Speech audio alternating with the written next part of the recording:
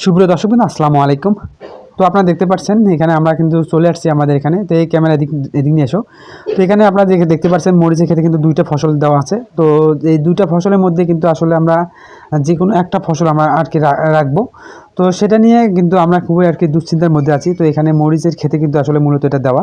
তো এখানে যে সাইডে যে আপনারা গাছগুলো যেটা দেখতে পাচ্ছেন এটা মূলত কিন্তু আসলে আমাদের বাঙ্গি আর কি দেওয়া হয়েছিল। তো এই বাঙ্গি যখন গাছগুলো মরিচের গাছগুলো যখন ছোটো ছিল তো সেই সময় আসলে আমাদের এটা কিন্তু লাগানো হয়েছিল।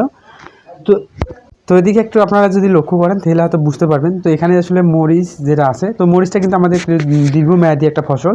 তো এটা কিন্তু অনেক দিন পর্যন্ত আমরা রাখতে পারবো। তো এখানে যে যে গাছগুলো যেগুলো আছে, যে মরিচের গাছের নিচে কিন্তু এটা, তো এটা যে আমাদের যে বাঙ্গির গাছগুলো, তো সেই বাঙ্গি কিন্তু ধরতেছে। তো বাঙ্গির ফলন তেমন একটা এবার না, ভালো একটা না। তো ফুল কিন্তু প্রচুর পরিমাণে আসতেছে। তো এইরকম বাঙ্গি কিন্তু খুবই কম ধরতেছে এবার।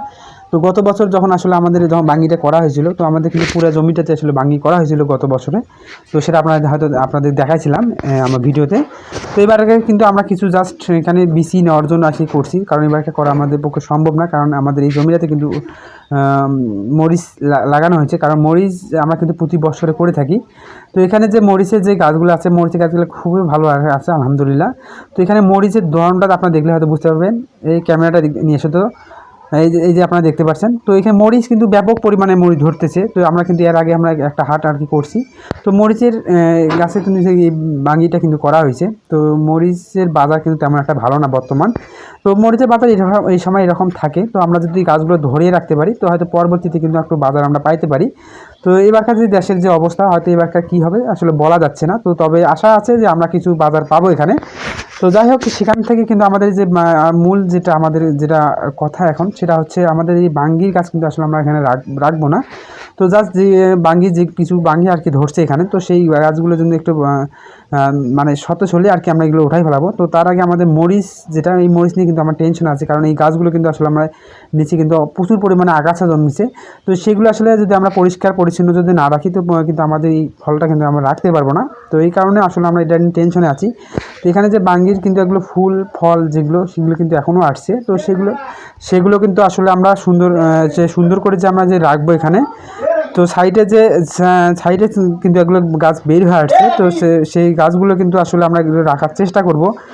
তো এইগুলো সাইডে যে গাছগুলো যেগুলো আছে, সেগুলো শুধু আমরা রাখার চেষ্টা করব। তো ভিতরে যে গাছগুলো আছে, তো এখানে যে আপনারা দেখতে পাচ্ছেন কিন্তু গোড়ায় কিন্তু আসলে মানে বাঙ্গি ধরতেছে। তো এই বাঙ্গিগুলো আসলে প্রচুর দাম, কিন্তু বাজারে যে বাঙ্গি কিন্তু চাহিদা প্রচুর পরিমাণে আছে, কারণ এই ফলগুলো কিন্তু আসলে সচরাচর তেমন একটা পাওয়া যায় না বাজারে।